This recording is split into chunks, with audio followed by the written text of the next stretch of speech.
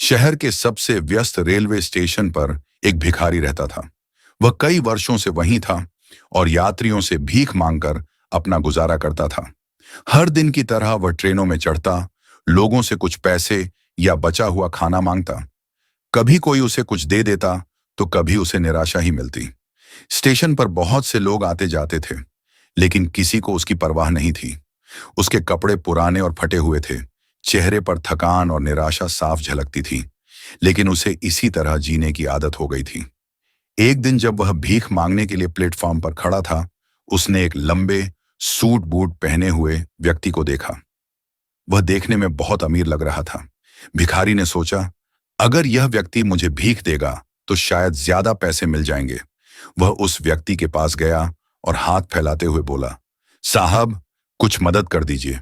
व्यक्ति ने भिखारी की ओर देखा, मुस्कुराया और बोला, तुम हमेशा मांगते ही रहते हो, क्या कभी किसी को कुछ देते भी हो? भिखारी को यह सवाल अजीब लगा। उसने झिझकते हुए जवाब दिया, साहब, मैं तो एक गरीब भिखारी हूं, मेरे पास किसी को देने के लिए कुछ भी नहीं है। व्यक्ति ने गंभीर स्वर में कहा, अगर तुम्हारे पास किसी को देने के लिए कुछ नहीं है तो तुम्हें मांगने का भी कोई हक नहीं है। मैं एक व्यापारी हूं और मैं लेन देन में विश्वास करता हूं। अगर तुम्हारे पास मुझे देने के लिए कुछ हो तभी मैं तुम्हें कुछ दे सकता हूं। यह कहकर वह व्यक्ति ट्रेन में बैठकर चला गया। भिखारी उसकी कही हुई बात पर सोच में पड़ गया। उसे पहली बार यह एहसास हुआ कि वह केवल मांगता ही है, कभी किसी को कुछ देता नहीं। क्या सच में किसी को कुछ दिए बिना कुछ पाया नहीं जा सकता? उस रात उसने चैन की नींद नहीं सोई। बार बार व्यापारी के शब्द उसके कानों में गूंज रहे थे। उसने सोचा, अगर मुझे मांगने का हक चाहिए तो बदले में मुझे भी कुछ देना होगा। लेकिन मैं भिखारी हूं, मैं किसी को क्या दे सकता हूं? 2 दिन तक वह यही सोचता रहा, लेकिन कोई हल नहीं मिला। तीसरे दिन जब वह स्टेशन के पास बैठा था, उसकी नजर प्लेटफॉर्म के किनारे लगे पौधों पर पड़ी। उन पर कई सुंदर सुंदर फूल खिले थे। तभी उसके मन में एक विचार आया, क्यों न मैं भीख के बदले लोगों को फूल दूं। उसने कुछ फूल तोड़े और जब भी कोई उसे भीख देता, वह बदले में उसे एक फूल दे देता। पहले तो लोग हैरान हुए, लेकिन धीरे धीरे उन्हें यह पसंद आने लगा। अब वे उसे पहले से ज्यादा भीख देने लगे, क्योंकि बदले में उन्हें सुंदर फूल मिलते थे। कुछ यात्री तो अब जानबूझकर उसे ढूंढते और उससे फूल लेते। भिखारी को समझ आ गया था कि लोग उसके फूलों को पसंद कर रहे हैं। कुछ दिनों बाद जब वह ट्रेन में भीख मांग रहा था, उसकी नजर उसी व्यापारी पर पड़ी जिसने उसे पहले भीख देने से मना कर दिया था। भिखारी तुरंत उसके पास पहुंचा और बोला, साहब, आज मेरे पास आपको देने के लिए कुछ है। आप मुझे भीख दीजिए तो बदले में मैं आपको यह सुंदर फूल दूंगा। व्यापारी ने मुस्कुराते हुए जेब से कुछ पैसे निकाले और भिखारी को दे दिए।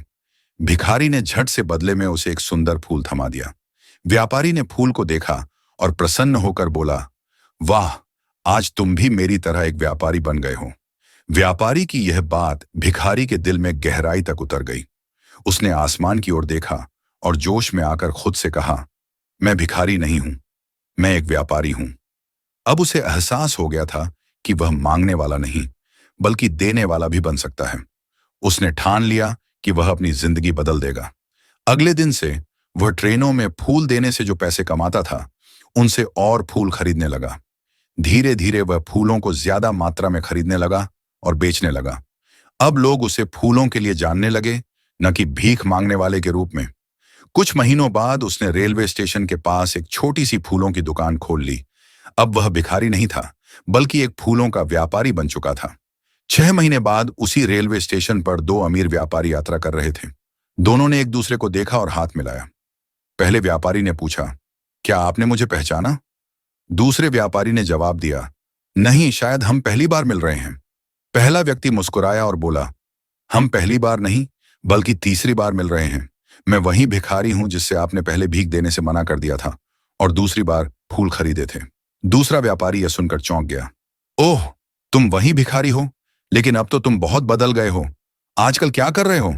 पहला व्यक्ति गर्व से बोला, आज मैं फूलों का बहुत बड़ा व्यापारी हूं। मैंने आपकी दी हुई सीख को अपने जीवन में उतार लिया। पहले लोग मुझे भीख देते थे, लेकिन अब वे मुझसे फूल खरीदते हैं। मैंने समझ लिया कि जब तक हम खुद को छोटा समझते रहेंगे, हम छोटे ही बने रहेंगे। बड़ा बनने के लिए हमें अपनी सोच को बदलना होगा। दोनों व्यापारी अब खुश थे।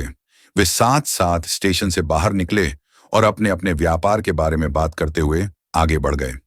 कहानी से सीख, मांगने की बजाय देने की आदत डालें। जब तक हम खुद दूसरों को कुछ नहीं देते, तब तक हमें भी कुछ नहीं मिलेगा।